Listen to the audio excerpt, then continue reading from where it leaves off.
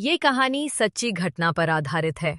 चांदनी 10-12 साल की एक मासूम, समझदार और भीतर से थोड़ी डरपोक सी लड़की।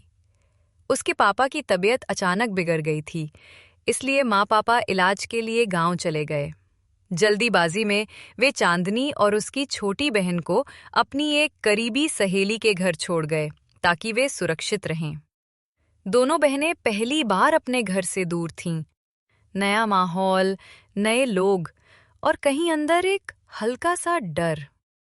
वो रात जिसने सब बदल दिया। गर्मी की एक शांत रात थी। सबने छत पर सोने का फैसला किया।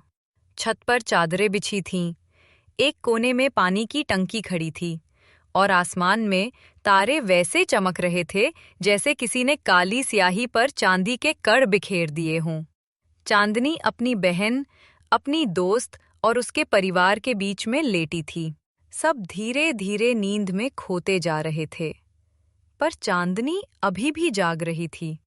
उसे घर की याद आ रही थी, माँ की गोद, पापा की मुस्कान। तभी अचानक चांदनी ने महसूस किया कि ऊपर कोई अजीब सी रोशनी हिली। उसने धीरे से गर्दन उठाई और जो उसने देखा वो उसकी पूरी जिंदगी में कभी नहीं भूली। उसके ठीक ऊपर, लगभग 30 फीट ऊपर, एक बहुत बड़ा आदमी आकृति में, विशाल सफेद पंखों वाला, आसमान में गोल गोल चक्कर काट रहा था। वो किसी इंसान से कहीं बड़ा था, मानो कोई दैवीय या रहस्यमयी अस्तित्व हो। उसका शरीर चमकदार नहीं, लेकिन साफ दिख रहा था, और उसके पंख इतने बड़े कि हवा को चीरते हुए आवाज निकाल रहे थे। चांदनी की आंखें फैल गईं, उसका गला सूख गया, उसके हाथ कांपने लगे। वो आदमी जैसा प्राणी धीरे धीरे नीचे आया और एकदम उसके ऊपर से सीधा गुजर गया। चांदनी की धड़कनें तेज हो गईं, उसके शरीर में जैसे जान ही नहीं बची थी। वो चिल्लाना चाहती थी, लेकिन आवाज जैसे गले में ही अटक गई। फिर वो प्राणी थोड़ा ऊपर उठा और पड़ोस की पानी की टंकी के ऊपर एक पूरा चक्कर लगाया, जैसे किसी चीज का निरीक्षण कर रहा हो। और फिर आसमान में बिना कोई निशान छोड़े, बस 1 सेकंड में शून्य। चांदनी पत्थर बनकर बैठ गई। उसके अंदर डर की इतनी लहर उठी कि वो हिल भी नहीं पाई।